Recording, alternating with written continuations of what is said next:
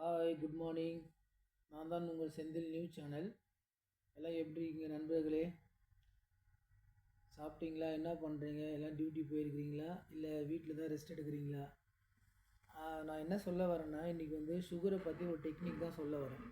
நமக்கு சுகர் இருக்குதுன்னு சொல்லிவிட்டு நீங்கள் யாருமே வந்து பயப்படாதீங்க. நமக்கு சுகர் அட்டாக் ஆகிடுச்சின்ன உடனே எடுத்த உடனே போய் டேப்லெட் எடுக்கவே கூடாது, இன்ஜெக்ஷன் எடுக்கவே கூடாது. நம்ம வந்து ஃபேமிலி ஹெரிடிட்டி, நம்ம அப்பாவுக்கோ அம்மாவுக்கோ இல்லை நம்ம தாத்தா பாட்டிக்கெலாம் அது இருக்குதுனாக்கா, அது ஒரு சிலவங்களுக்கு வந்து அதே வந்து ஹெரிடிட்டி ப்ராப்ளமாக வந்து அது கலக்க ஆரம்பிக்கும். அதை நம்ம வராமல் தடுக்கணும்னு பார்த்தா டயட்டு தான் நம்மக்கிட்ட இருக்குது. ஒரே வழி டயட்டு தான்.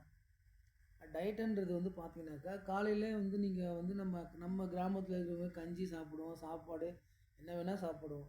இப்போ அந்த காலத்துலலாம் பார்த்தீங்கன்னாக்கா 80 கிட்ஸு 70 கிட்ஸ்லாம் பார்த்தீங்கன்னாக்கா சுகரே இருக்காது. யாருக்கோ ஒருத்தவங்களுக்கு தான் சுகர் இருக்கும். ஆனா இப்ப பார்த்தீங்கன்னாக்கா, ஒரு 10 இயர்ஸ் குழந்தைக்குமே சுகர் அட்டாக் ஆயிட்டுருக்கு. 10 இயர்லேருந்தே ஸ்டார்ட் ஆகுது. அப்படின்னு பாருங்க, அப்ப நம்ம சாப்பிட்ற ஃபுட்டு சரியில்லைன்னு அர்த்தம். எல்லாமே வந்து மருந்து போடுறது. அப்போலாம் பார்த்தீங்கன்னாக்கா, எல்லாம் வந்து இயற்கையா சாப்பிட்டது நம்ம. அப்ப நெல்ல தான் நம்ப குத்தி தான் சாப்பிடுவோம். இப்ப என்ன பண்றோம், எல்லாமே ரைஸ் வர்றத நம்ம எல்லாமே அத அத செய்யறதுக்கு பயந்துகிட்டு ஈஸியா போய் பாக்கெட் ரைஸ் வாங்கிறோம். ஃபாஸ்ட்டு ஃபுட்டெல்லாம் சாப்பிட்றத தவிர்க்கணும். ஏன்னு கேட்டால் நம்ம வாழறது கொஞ்ச நாள். அந்த கொஞ்ச நாள் எந்த நோயும் இல்லாமல் அழகாக இருக்கலாமே. எதுக்கு சுகரு, பிபி எல்லா நோயும் நம்ம வச்சுக்கிட்டு இருக்கணும். நம்ம சொல்கிற எந்த டாக்டருக்கு எதுவுமே இல்லாமல் இருக்குமா? டாக்டர்ஸ்க்கும் சுகர் இருக்கும், பிபி இருக்கும், கொலஸ்ட்ரால் இருக்கும். இந்த ஒரு சில டாக்டருக்கு எதுவுமே இருக்காது. ஏன்னா வந்து டயட்டை ஃபாலோ பண்ணுவாங்க. பாதி டாக்டர் நம்மளை வந்து சாப்பிட வேணாம்னு சொல்லுவாங்க. ஆனால் அவங்களே வந்து எல்லாமே பண்ணுவாங்க. அது வந்து இயல்பு தான் அது. அவங்களும் ஹியூமன்ஸ் தானே.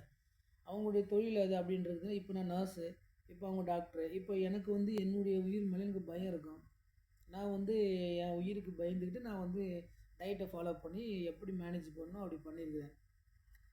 ஏன் நான் என்ன ட்ரிப்ஸு சொல்கிறேன்னாக்கா, இப்போ சுகர் வந்து ப்ரீ டயபெட்டிக் இருக்குது. எனக்கு இப்போ தான் ஸ்டார்ட் ஆகிருக்குனாக்கா, நீங்கள் வந்து என்ன பண்ணுங்கள், வெண்டைக்காய் நைட்டில் ஒரு 10 வெண்டைக்காய் கட் பண்ணி, இல்லை ஒரு 7 வெண்டைக்காய் கட் பண்ணி ஒரு 1 1/2 லிட்டர் தண்ணியில் போட்டு ஒரு பாட்டிலில் ஷேக் பண்ணி வச்சுருங்க. அப்போ நைட்டு ஃபுல்லாக அது இருந்தாக்கா, அதில் இருக்கிற எசென்சியல் ஃபுல்லாகவே இறங்கி, அந்த தண்ணி வந்து கலரே வந்து நம்முடைய இளநீர் இருக்குது பார்த்தியா, அந்த மாதிரி ஷேப்பில் இருக்கும். ஆனால் வழவழப்பு தன்மை அதிகமாக இருக்கும் அதில. காலையில் ப்ரஷ் பண்ணிட்டோ, இல்லை ப்ரஷ் பண்ணாமலே அதை நீங்கள் குடிங்க. ஒரு கிளாஸ் குடிச்சிங்கனாக்கா, அப்போ வந்து காலை கடன் கழிக்கும்போது உங்களுக்கு மோஷன்லாம் கிளியராக போகும். வயிற்றில இருக்கிற எல்லா அழுக்குமே போயிடும்.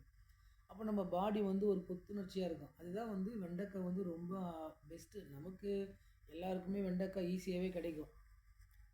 ஏன்னா வந்து ஃபாரின்லேயுமே அது கிடைக்கும். ஆனால் காசு கொஞ்சம் அதிகம் இருக்கும். ஆனால் இந்தியாவில் வந்து ரொம்ப ஈஸியாக கிடைக்கும் வெண்டைக்காய். அது பிடிக்காதவங்களும் சரி அதை சாப்பிடுங்க. ரொம்ப நல்ல விஷயம் அது. நெக்ஸ்ட்டு வந்து பார்த்தீங்கன்னாக்கா, நம்ம நார்மல் ஃபுட் எடுத்துக்கும்போது கூட அந்த வெண்டைக்காய் தண்ணிய குடிக்கலாம். ஏன்னா அதுவும் அந்த தண்ணி தான். ஆனால் என்ன ஒண்ணு அதில வெண்டைக்காய் எசென்ஷியல் கலந்துருக்கிறதுனால அது கொஞ்சம் வழவழப்பு தன்மை இருக்கும். அது நல்லாயிருக்கும் அது குடிக்கிறதுக்கு. எனக்கு தெரிஞ்சு வந்து நான் நெறைய பேருக்கு என் கூட ஒர்க் பண்ணுறவங்களுக்கும், இல்லை என் ஃப்ரெண்ட்ஸுங்களுக்கு வந்து சுகர் அட்டாக் ஆச்சுனாக்கா, நான் குடுக்குற டிப்ஸ் இதுதான்.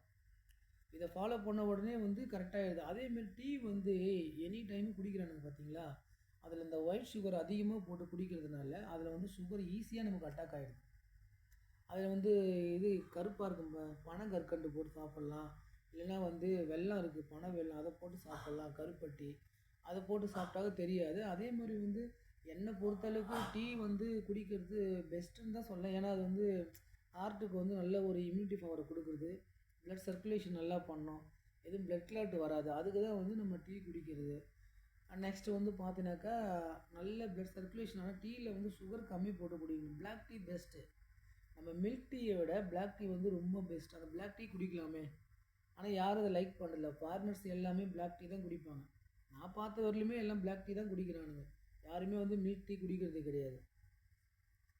டீ அதிகமா அவாய்ட் பண்ணுங்க. ஆனா வந்து பிளாக் டீ குடிங்க. மில்க் டீ அவாய்ட் பண்ணுங்க.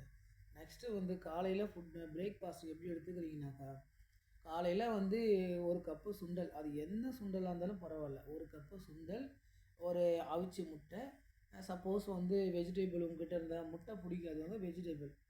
வெள்ளரி பிஞ்சு இருக்கு, தக்காளி இருக்கு. தக்காளி வந்து ரொம்ப பெஸ்ட்டு. அது எல்லாம் சொல்லுவாங்க, தக்காளிய சாப்பிட்டாக்கா ஸ்டோன் உண்டாகுன்னுவாங்க. அப்படிலாம் ஒண்ணும் கிடையாது. தக்காளிலாம் சாப்பிட்டாக்கா சுகர்லாம் மெயின்டெயின் பண்ணும்.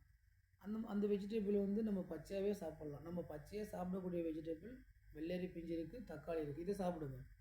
இதை டெய்லியுமே சாப்பிட தேவையில்ல. இன்றைக்கி நம்ம அந்த டயட் கூட இதை ஃபாலோ பண்ணிக்கிட்டாக்கா நாளைக்கு வந்து இன்னொரு வெரைட்டியை சேர்த்துக்கலாம். நெக்ஸ்ட்டு பார்த்தீங்கன்னாக்கா காலையில் வந்து டிஃபன் இட்லினா 4 இட்லி சாப்பிடுவோம், 8 இட்லி. காலையில் ஒரு 3 இட்லி சாப்பிடுங்க. எவ்வளோ ஹார்ட் ஒர்க் பண்ணுறவங்களா இருந்தாலும் சரி, அந்த 3 இட்லி வந்து ஒரு 200 கிராம் அளவுக்கு வரும்.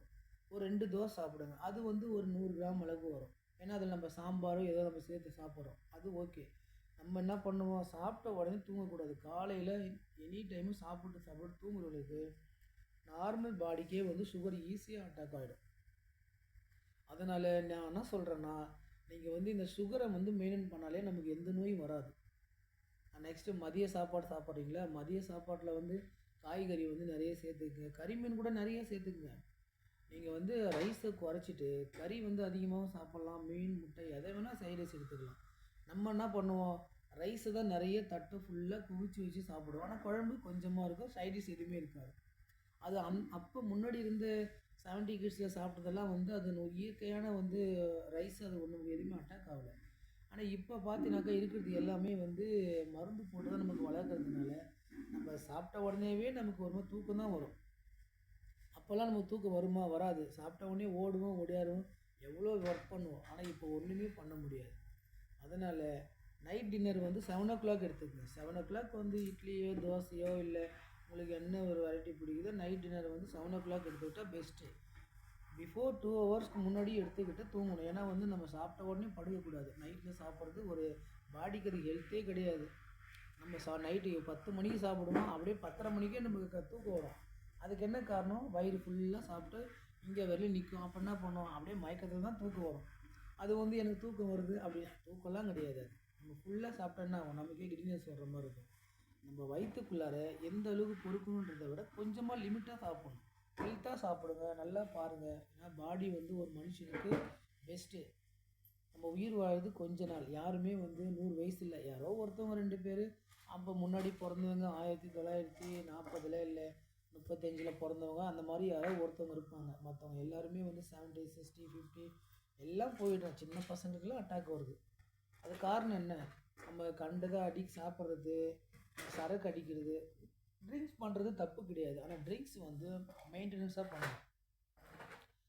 டெய்லியுமே குடிக்கலாம். இப்போ வந்து பியர்னாக்கா ஒரு 200 ml பெஸ்ட்டு. ஒரு ஹாட் ட்ரிங்க்ஸ்னாக்கா ஒரு 10 ml வந்து ஒரு 200 ml வாட்டர் மிக்ஸ் பண்ணி குடிக்கலாம். இப்போ யார் தான் குடிக்காமல் இருக்கா நாட்டில்னு பார்த்தா எல்லா இடத்துலையும் குடி தான். ஆனால் வந்து சரக்கை வந்து எல்லாம் நம்ம பசங்க அப்படியே குடிக்கிறானுங்க. எல்லாம் 4 பாட்டில் பீர் அடிக்கிறானுங்க, விட்டால் 10 பாட்டில் அடிப்பானுங்க. நான்லாம் பீர் அடித்ததே கிடையாது.